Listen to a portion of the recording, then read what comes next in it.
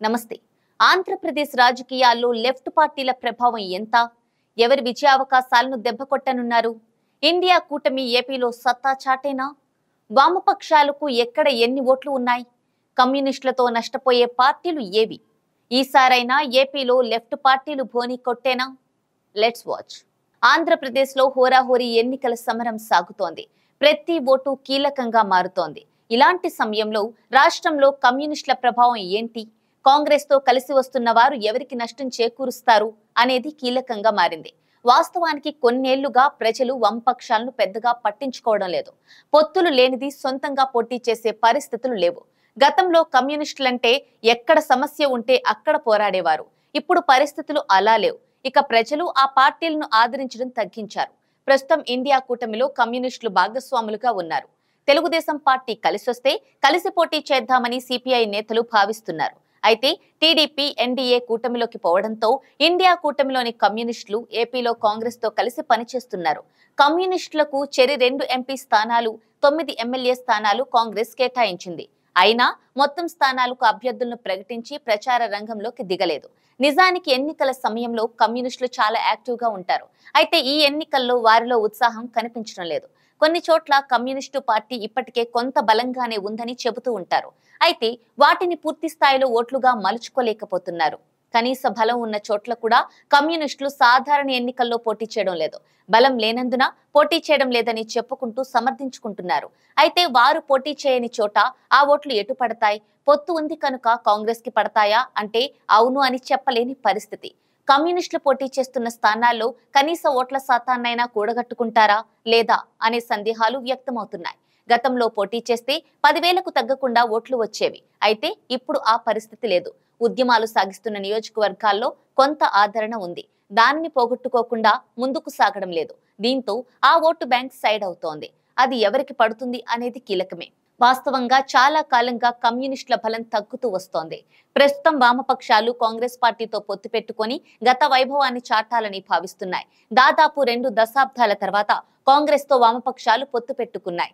CPI, సిపిఎంలు 2004లో ఉమ్మడి ఆంధ్రప్రదేశ్ లో YS హయాంలో కాంగ్రెస్ తో పొత్తు పెట్టుకున్నాయి. అప్పుడు కాంగ్రెస్ తో పొత్తు పెట్టుకొని వామపక్షాలు ఉమ్మడి ఏపీలో 15 సీట్లు గెలుచుకున్నాయి. అయితే ఈసారి పోనీ చేయడమే కష్టంగా మారింది. 1972 నుంచి వామపక్ష పార్టీల ప్రభావం ఉమ్మడి ఆంధ్రప్రదేశ్ లో క్షీణత కనిపిస్తోంది. ఇక గత 2019లో సిపిఐకు 0.1%, సిపిఎంకు 0.3% ఓట్లు వచ్చాయంటే ఆ పార్టీల పరిస్థితి ఏంటో స్పష్టమవుతోంది.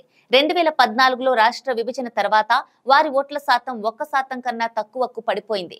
మరియు వారి సీట్లు శూన్యం. అప్పుడప్పుడు పొత్తుల వల్ల కొన్ని సీట్లు గెలుచుకున్నాయి, కానీ వారి ఓట్ల శాతం తగ్గిపోయింది. వామపక్ష సానుభూతి పరులు తెలుగుదేశం, వైసీపీ వైపు మొగ్గు చూపారు. వామపక్షాలు తమ పనితీరును మెరుగుపరుచుకొని ఆంధ్రప్రదేశ్ అసెంబ్లీ, లోక్సభలో అడుగుపెట్టడం కష్టమే. అయితే రాయలసీమలో కొన్ని ప్రాంతాలు, విజయవాడ, మంగళగిరి, అరకు, అమలాపురం వంటి కొన్ని చోట్ల ఆ పార్టీలకు బలం ఉంది. అయితే గెలిచే స్థాయిలో లేకున్నా ఆ పార్టీలకు ఉన్న 2-3 వేల ఓట్లైనా హోరాహోరీ పోరులో గెలుపు ఓటములను ప్రభావితం చేయగలవు.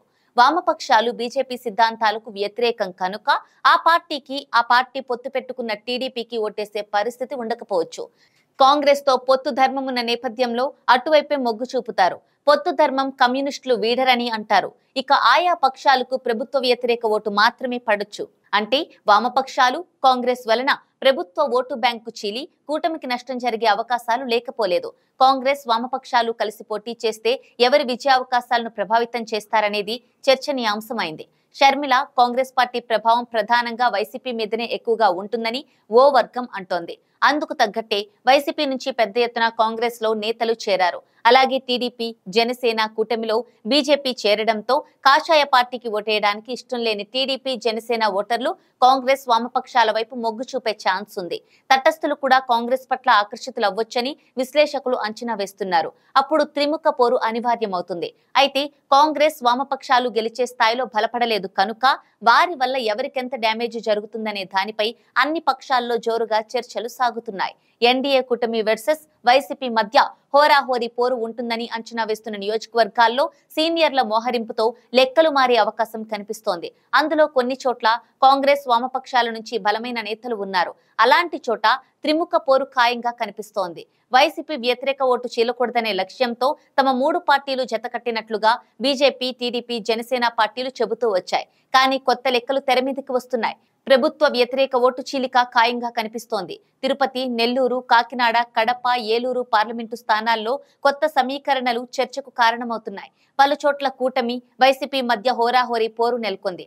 అదే సమయంలో వైసీపీలో సీట్లు రాని నేతలు కాంగ్రెస్ లో చేరారు. కాంగ్రెస్ తో వామపక్షాలు జతకట్టడంతో కొన్ని ఆ పార్టీలకు అనుబంధ సంఘాలు ఉండటంతో ప్రభావం చూపిస్తాయని విశ్లేషణలు ఉన్నాయి. ప్రభుత్వ వ్యతిరేక ఓటు చీలడం ద్వారా వైసీపీకి కలిసొస్తుందని, ఎక్కడ ఏ మేర ఓట్లు చీలుస్తారనే లెక్కల ఆధారంగా అక్కడి అభ్యర్థుల గెలుపు ఓటములను ప్రభావితం చేసే అవకాశం ఖాయంగా కనిపిస్తోంది. మరి కాంగ్రెస్, కమ్యూనిస్టులు ఎవరి ఓట్లకు గండి కొడతారు అనేది ఫలితాల తర్వాతే మరింత స్పష్టంగా తెలిసే ఛాన్స్ ఉంది.